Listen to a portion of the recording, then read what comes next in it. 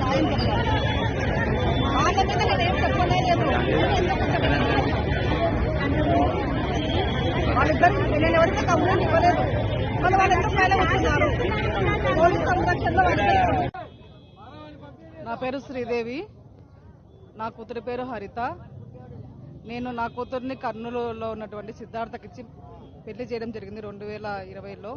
పెళ్లి చేసిన రోజు నుంచి నిన్న నా కూతురు చనిపోయే వరకు ప్రతి క్షణం నరకం చూపించినారు. అత్త సిద్ధార్థ, అత్త, మామ, ఆడబిడ్డ, మొగుడు. అత్త పేరు వెంకటలక్ష్మ, మామ పేరు దాదిరెడ్డి ప్రభాకర్ రెడ్డి, భర్త పేరు సిద్ధార్థ, ఆడబిడ్డ పేరు శిరీష. ఈ నలుగురు కలిసి ప్రతిరోజు నన్ను, నా బిడ్డను టార్చర్ పెట్టినారు. ఏది అడిగినా నేను ఇచ్చుకుంటూనే వచ్చినాను.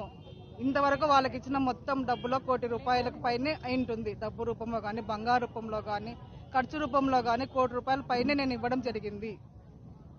అన్ని సర్దుకొని కూడా మేము పిల్లలు లేరంటే కూడా నేను పిల్లల కోసం చూపించి, పాప పుట్టింది, చిన్న పాప 7 నెలల పాప పుట్టింది, వాళ్ళ ఇంట వదిలేసి వచ్చినారు.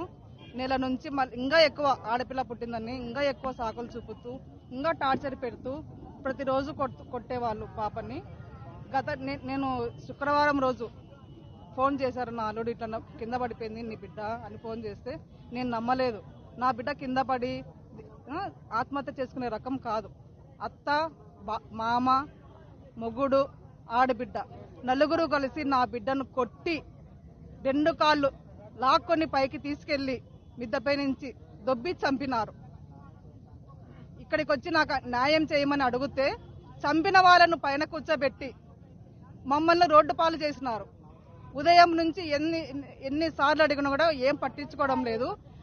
వాళ్ళకి మటుకు సపోర్ట్ చేస్తున్నారు. చంపిన భర్తకి, మామకి మాత్రమే సపోర్ట్ చేస్తున్నారు.